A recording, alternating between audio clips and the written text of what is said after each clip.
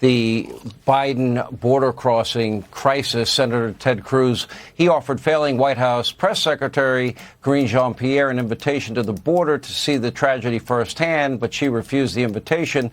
Senator Cruz is with us now. Senator, well, you may want to comment on the climate alarmist cult and what's happening in California, but it's probably the greatest example of political jujitsu I've ever seen in my life. What you, Governor Abbott, Ron DeSantis have done, and that is bus the illegal immigrants to the people that want sanctuary cities and states.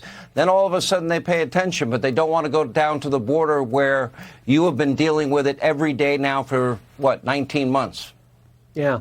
Look, what we're seeing right now, Sean, it's not normal. This is not a normal state of affairs. We saw Joe Biden go to Philadelphia and give one of the most hateful, divisive speeches any sitting president has ever given. He's called half of America fascist. He called you and me and every one of your listeners fascist. And it's wrong demonizing the American people. We saw Karine Jean-Pierre stand up and say, people are not crossing the border. They're not walking across the border. Listen, we're used to flax spinning.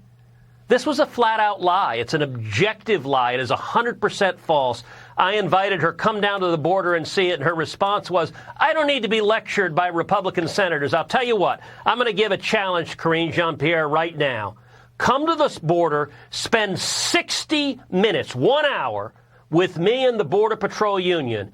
We will encounter dozens, if not hundreds, of illegal immigrants coming across, and if we don't, let's bring the entire White House press corps, and one of two things will happen. If we don't encounter anyone, I'll stand up and say I was wrong. But when we encounter hundreds of people crossing, do you have the courage and integrity to stand in front of the press corps you're lying to and say, I lied to you? That's what an honest White House press secretary would say. And at the end of the day, when she lies, it's not just her. It's Joe Biden who is paying her to lie, and it's every one of the docile corporate media that roll over. If every single fact checker doesn't say pants on fire, they're complicit in the lie. You know, Senator, I love your challenge. Great idea. I've been down there 15 times myself, all the way from the Rio Grande to San Diego. What we're seeing is true. She'll never show. But your challenge was dead on accurate. Senator Cruz, thank you as always.